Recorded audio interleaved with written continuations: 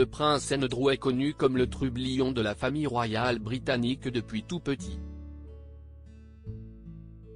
Troisième enfant d'Élisabeth II, Andrew est, dès la naissance, surnommé bébé râleur par sa nourrice à cause de ses crises de colère et de son obstination à toute épreuve.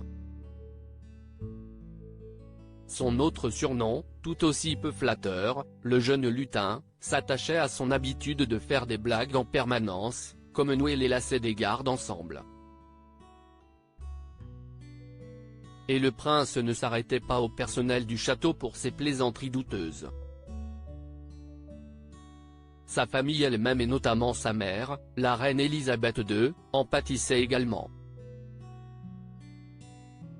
Élisabeth II, qui lui a accordé beaucoup plus d'attention qu'à ses deux premiers enfants, Charles et Anne, n'a jamais pu lui en vouloir même lorsqu'il répandait du poil à gratter dans son lit ou montait sur le toit de Buckingham Palace pour tourner l'antenne de la télévision afin que la reine ne puisse pas regarder les courses hippiques de Sandown Park.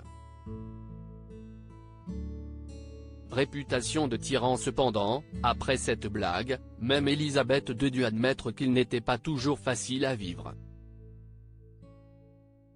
Mais sa personnalité lui valait la sympathie de ses parents, le prince Philippe trouvant par exemple qu'Andrew lui ressemblait bien plus que Charles par exemple, jugé compliqué. Le caractère d'Andrew lui joua pourtant des tours, notamment à l'école où il se fit une réputation de tyran prétentieux dès l'âge de 8 ans. Lors de son adolescence, il n'est pas non plus populaire, toujours pour les mêmes défauts.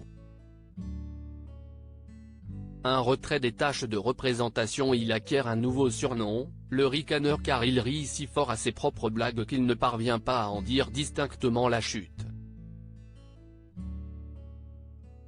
Le reste de son parcours est émaillé d'anecdotes semblables, dépeignant un individu au caractère difficile et aux caprices toujours présents malgré l'âge adulte.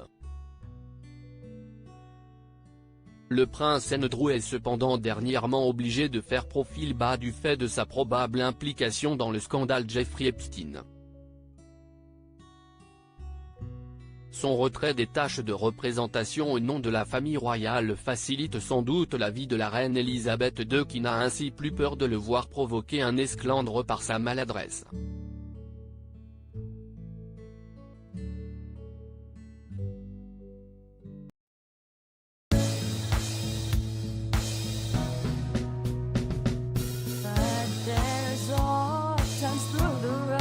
I think you can let me know. Sit down, sit back, let me help you out. The step I gotta seek, so I see you out there's on your